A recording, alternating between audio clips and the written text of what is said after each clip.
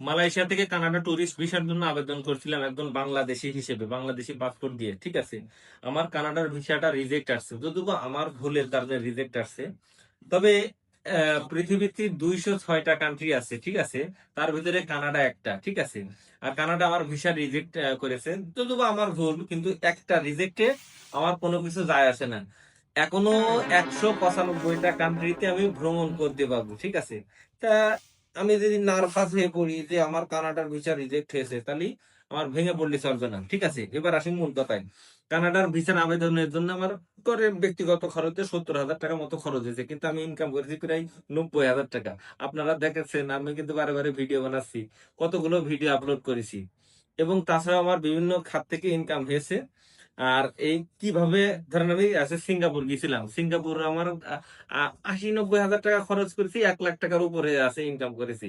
থাইল্যান্ডে আমার কিছু কম টাকা ইনকাম হয়েছে। তাহলে বলেন, তাহলে আমি সমস্যা কোন জায়গায়? আমি 100 বার রিজেক্ট হবো। এখন কিন্তু আমার পরবর্তীতে আমি যদি কানাডার ভিসা আবেদন করি, তাহলে কিন্তু আমার কিন্তু আরো খরচ কমে আসবে। তাহলে কি আমি 10 বছর পর্যন্ত আমার ফিঙ্গার কিন্তু থেকে যাবে, এই যে পাসপোর্টের লেখা রয়েছে, সবকিছু রয়েছে। তাহলে রিস্ক নিতে সমস্যা কোন জায়গায়? আমি তো ভিসা না আবেদন করে কানাডায় চলে গেলাম, এরকম হবে? আপনাকে রিস্ক নিতে হবে, রিস্ক না নিলে হবে না। এখন কথা আছে আপনার এর পূর্বে যে ভিডিও গুলো দিয়েছি যে কিভাবে আপনি কানাডার ভিসা আবেদন করবেন, কোন কোন ডকুমেন্টের ভুল থাকে, এবং কি কারণে রিজেক্ট হয়, সেগুলো ফলো করে আপনি আবেদন করবেন, ভিসা হয়ে যাবে।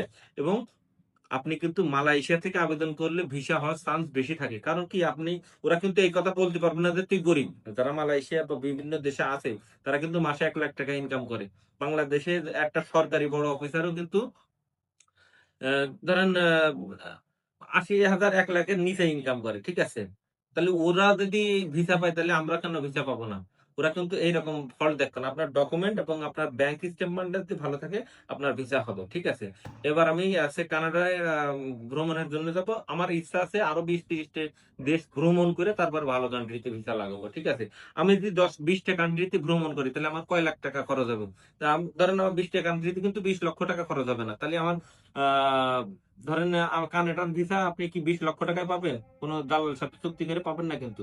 যদি আপনার 20টা কানাডা 20টা দেশের ভ্রমণ থাকে, তাহলে কিন্তু আপনি সহজেই একটা ভালো কান্ট্রির ভিসা পেয়ে যেতে পারেন, যে আপনি ব্যাংক স্টেটমেন্টটা কিন্তু যদি মেনটেন করেন।